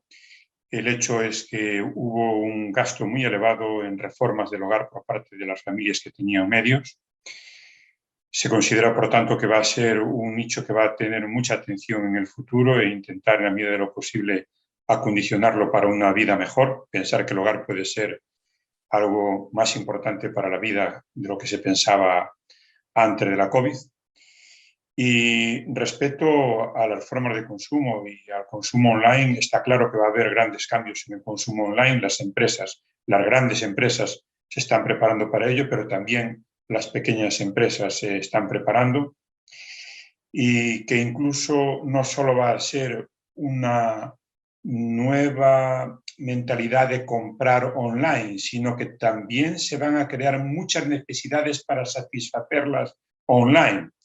Nosotros en el consumo somos fruto de una construcción social de las necesidades y, por tanto, la construcción social de las necesidades está trabajando para que haya unas necesidades donde lo online no sea solo para realizar la compra, sino para llevar a cabo la propia actividad, desde actividades simples hasta actividades más complejas que nosotros podemos tener en la vida, ¿no?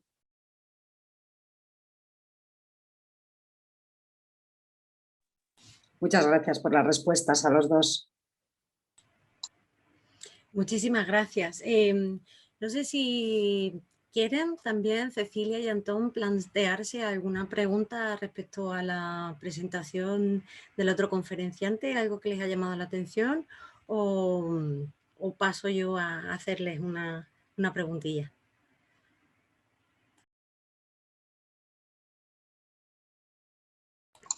Yo no tengo ninguna pregunta para ninguno de los otros dos conferenciantes.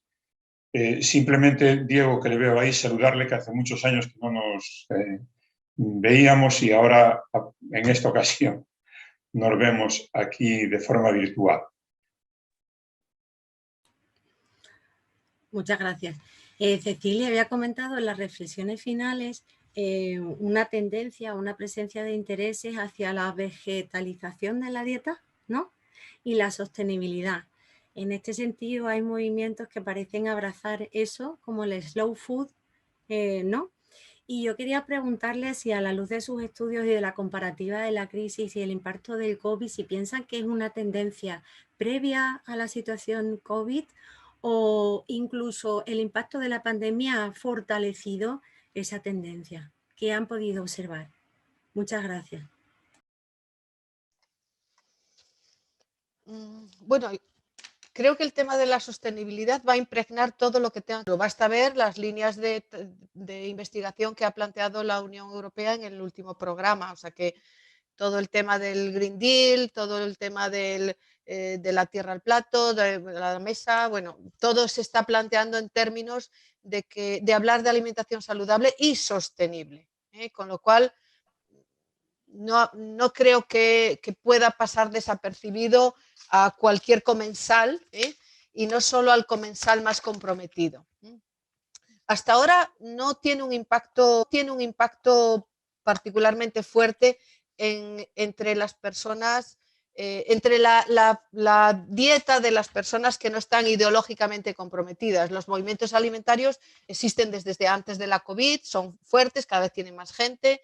Las motivaciones son muy diversas, pero esas motivaciones están detrás de algunas tendencias como el veganismo, ¿no? El crecimiento del veganismo. Y yo creo que eso va a seguir así y van a tener más protagonismo para generar opinión hacia los consumidores, ¿no? Están estudiando esto Carmen Lozano y otra gente. Bien, creo que hay que atender a estas cuestiones.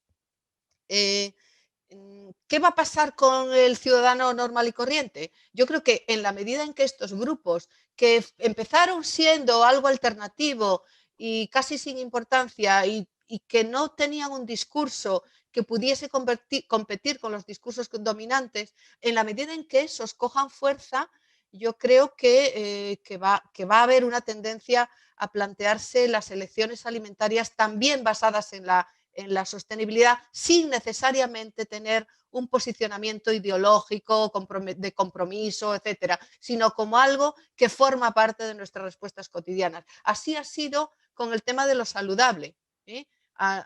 Pues la concepción de salud se ha ido impregnando de nuestras decisiones, y yo creo que la concepción de sostenibilidad en una sociedad que tiene poca, digamos que tiene poca concienciación en respecto a lo sostenible comparado con otras sociedades, pero que se va a ir impregnando progresivamente de nuestros hábitos cotidianos y de nuestras elecciones alimentarias.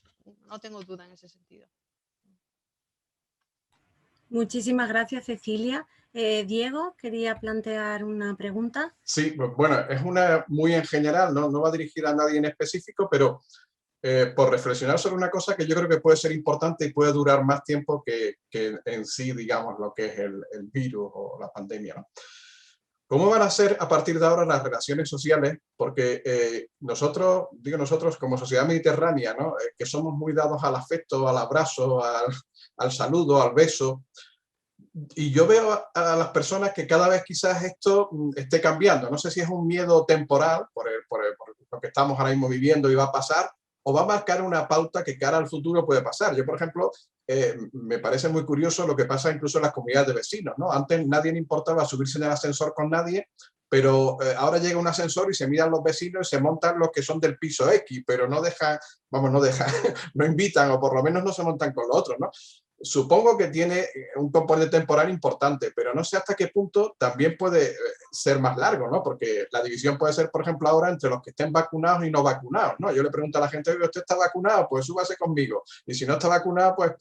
Entonces, me gustaría, si hay una reflexión un poco más en profundidad de los cambios de sociabilidad que puede conllevar esta pandemia, más allá de que luego nos vacunemos todos, ¿no? Pero no sé si puede ser el comienzo de algunos cambios, podemos volvernos más nórdicos, ¿no? En los saludos y en los afectos, cosa que veo difícil, pero no sé, lo pregunto en abierto.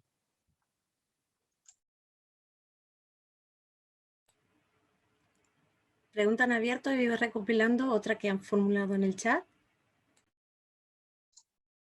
Bueno, si nadie dice nada, digo yo evidentemente que hasta ahora teníamos un saludo muy afectuoso, y a partir de ahora, antes de darle un abrazo a una persona e incluso antes de estrecharle la mano, vamos a pensarlo dos veces, es decir, que no vamos a ir directos hacia un desconocido y estrecharle la mano, o de alguien que relativamente conocemos y saludarle con dos besos, ¿no?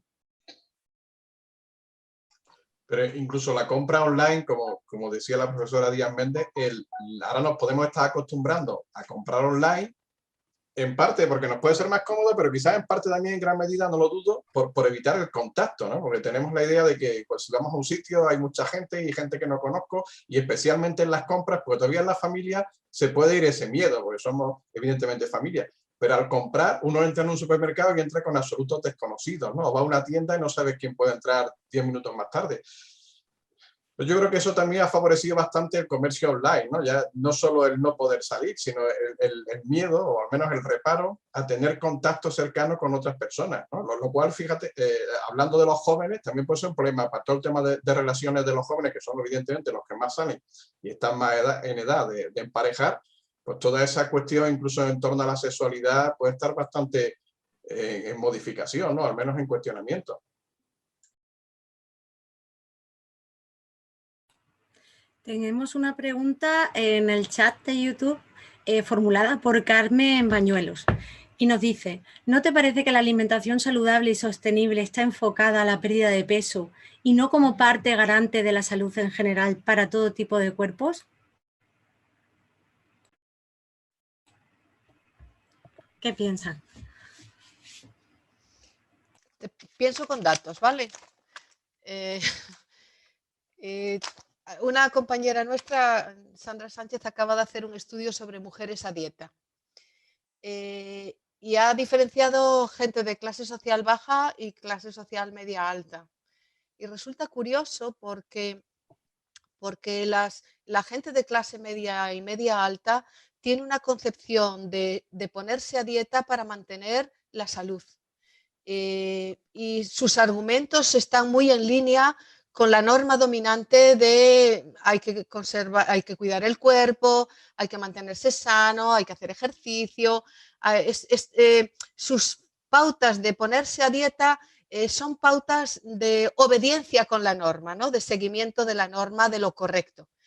¿Qué sucede con las mujeres de clase baja? Que se culpabilizan cuando se ponen a dieta y entonces empiezan a darle vueltas a la estética. Y no consigo el peso perfecto, es que no hago las cosas bien, es que esto no es posible hacerlo bien porque no puedo hacer más. Porque, bueno, la verdad es que creo que hay una dualidad obvia entre lo estético y lo saludable, pero creo que la justificación está más en los discursos que cada uno tiene para justificar los hábitos alimentarios en una dirección u otra. Me inclino a pensar que eso va más en esa dirección. Las dos cosas conviven. Yo creo que las clases medias van a ir a organizar sus discursos en torno a eso, a esa idea de lo correcto y del cuidado y del bienestar, y los otros se buscarán la vida. No sé. Disculpa.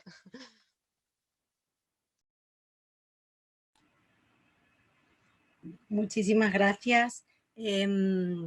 Margarita, quería hacer una pregunta. Si no hay otra pregunta, para no repetir, bueno, yo al hilo de todo lo que estaba escuchando, que me parece muy interesante, me van quedando como 3 ideas y no sé si son correctas o no. Yo creo que la primera sería que no hemos visto consecuencias catastrofistas. Esta idea primera de que el modelo alimentario, el modelo de urbanización, el modelo de familia, el modelo de pareja, ¿no? Iban a pegar un cambio rotundo, absoluto, drástico, incluso con tintes negativos. Yo creo que eso vemos que los diferentes datos de aspectos no se confirma. Yo antes no los daba, pero, por ejemplo, los datos del INE sobre la vida dentro del barrio, con geolocalización de móviles, pues aparece incluso una duplicación del porcentaje de personas que dicen que han hecho mucha más vida de barrio.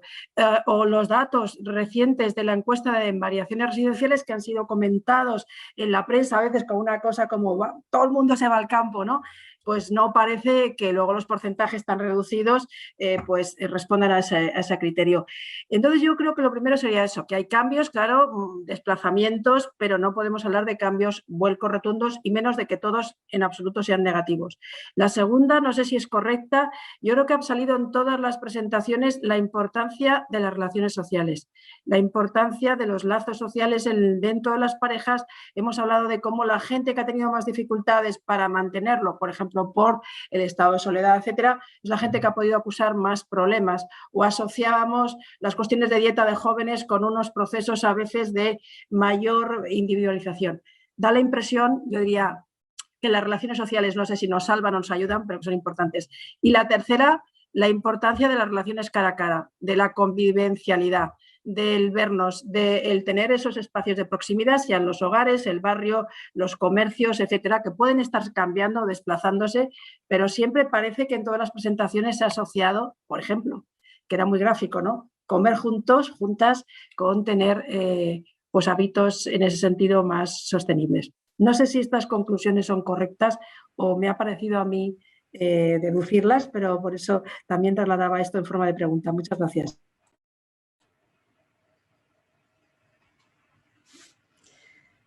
Entonces, Cilia, si quieren hacer algún comentario o quizás quisieran cerrar sus intervenciones con algunas pinceladas reseñables sobre sus aportaciones en esta conferencia.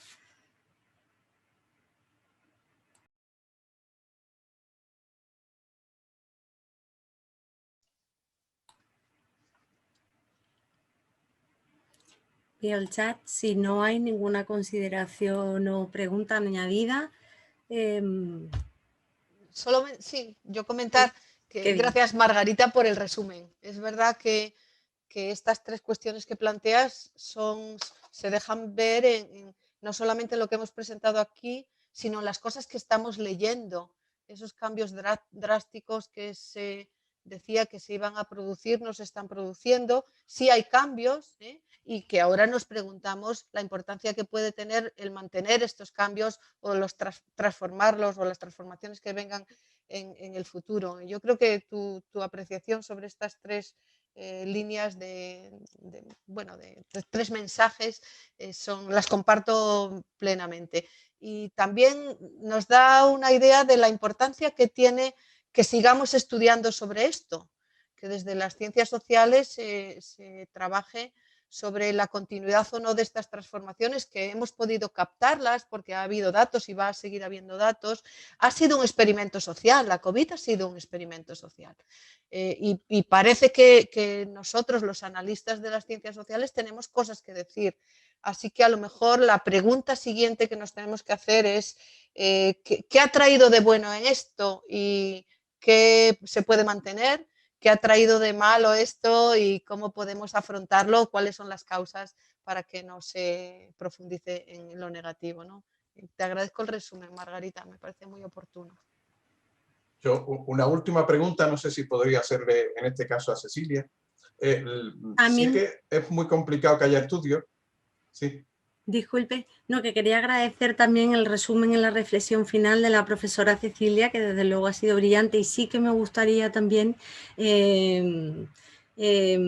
dirigirme a Antón, si quizás pues quiere aportarnos una reflexión final en torno a todo lo que hemos ido comentando, sobre todo a su presentación, porque desde luego ha sido muy, digamos, reveladora sobre las perspectivas ante el COVID y las distintas posiciones en los discursos sociales. Muchísimas gracias, Antón. Sí, yo, comparto lo que dice Margarita desde su perspectiva, y me parece bien, pero sin embargo creo que sí va a quedar un pozo en las concepciones de ver el mundo, la vida y de afrontar las situaciones en varios sentidos. Por una parte, la forma que las personas tenemos de afrontar la propia vida en sí, el valor de la propia vida en sí. Yo creo que con la COVID-19 tenemos otra forma de ver la vida y la muerte y las relaciones que nosotros tenemos existenciales con nosotros mismos. Hay un cambio de existencialismo en la persona que, aunque sea calladas, nos está afectando. Y creo también que va a significar la COVID-19 un cambio muy importante en el concepto de verdad, de ver la ciencia, de ver para qué se emplea la ciencia, de ver hasta qué punto estamos vendidos en manos de la ciencia porque no sabemos cómo fue provocado, o hasta qué punto la ciencia puede servir para redimirnos de todos los problemas en esta vida como teníamos pensado. Y también yo creo que va a ser un elemento muy importante para que aquellos grupos minoritarios que tenían un determinado comportamiento extremista respecto al sistema y los grandes cambios que debían de acontecer en el sistema, achacándole de toda una serie de males, etcétera, con la COVID, aunque no se compartan abiertamente por muchas personas, sí va a dejar un espacio abierto para mirar ese otro tipo de verdad como una verdad posible. Es decir, que mirado desde una perspectiva muy micro, a lo mejor nos pueda parecer que la COVID no supuso grandes cambios, sino que, pequeñas incidencias en un momento determinado, que pasado esto ya van a terminar, pero desde otra perspectiva más profunda podemos observar cómo la COVID va a significar grandes cambios en la vida de las personas, en las prácticas y en los discursos. Muchísimas gracias, Antón, por sus reflexiones finales y sus brillantes aportaciones. Si Cecilia quiere comentar algo, si no, cerramos el acto. Por mi parte, agradecerles sinceramente sus conferencias, porque aunque no sea de la sociología del turismo o del consumo o de la alimentación, a mí me han aportado mucho he aprendido mucho, he disfrutado muchísimo de esta conferencia y mi más sincero agradecimiento. Gracias también a todos los ponentes, a todos los participantes, a la coordinadora Marian Ispizua, y desearles pues una continuación del simposio en las siguientes sesiones que sean estupendísimas y encantada. Muchísimas gracias, Julia. Yo también quiero... Y muchísimas gracias, Antón. Y por supuesto a todos los que han participado. Gracias. Yo también quiero agradecer a Marian Ispizua que estuviese detrás de esta mesa, agradecer a la FES y agradecer a Julia, que no la conocía, pero es que es una moderadora excelente, de 10, por la muestra que nos dio hoy aquí.